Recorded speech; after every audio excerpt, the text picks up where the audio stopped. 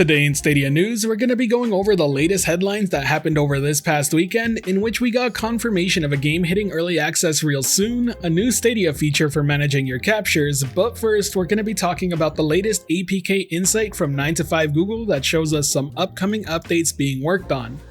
First up, we have playability tips, and this seems to be focused on new users checking out Stadia for the first time, as the tips themselves are common knowledge for most cloud gaming users.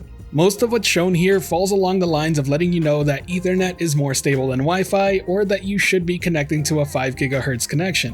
While these are fairly simple tips, it shouldn't be understated that this is an important addition. First impressions matter, and if people's first Stadia experience is playing on the wrong Wi-Fi band and getting a laggy or unplayable experience, it can sour not only their perception of Stadia, but cloud gaming in general. I have little to no doubt that this sort of pop-up tip will help save some users from that experience, because I still know plenty of people that don't understand how much better it gets when you use a 5 GHz connection when it's readily available. There have been plenty of comments on my YouTube videos alone just stating how it's an unplayable experience, and when I explain that they should be connecting to the other Wi-Fi band, they have a great one. But in addition to these tips, there also seems to be work being done for better controller support when using Android TV. Anyone who's used the Stadia controller with the app itself may have noticed that it doesn't work for controlling all the Stadia UI. This update that's being done in the background will more than likely fix that, so you can now control it completely. It should go without saying that this update probably won't let you use the controller outside of the Stadia app on Android TV.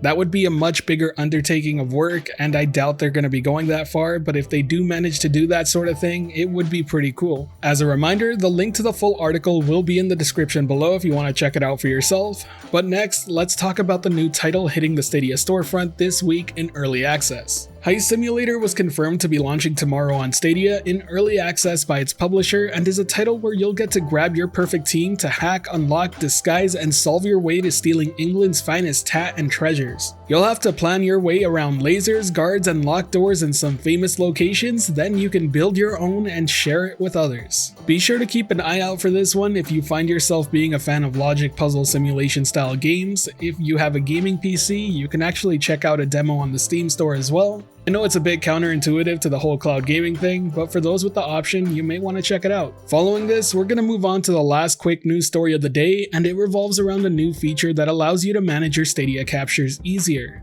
If you find yourself in a position where you have way too many Stadia captures and it's taking way too long to get rid of some older ones you no longer want to keep, well, then I'm sure you'll be glad to hear that Stadia now supports bulk deleting them rather than having to do this sort of thing one at a time.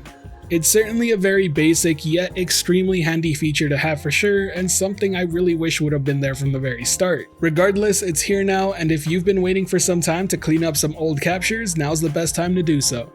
As a quick heads up, this is currently only available via the web browser. Hopefully it's planned to roll out to mobile soon, as that would make the process even easier, but right now you can do it on web only.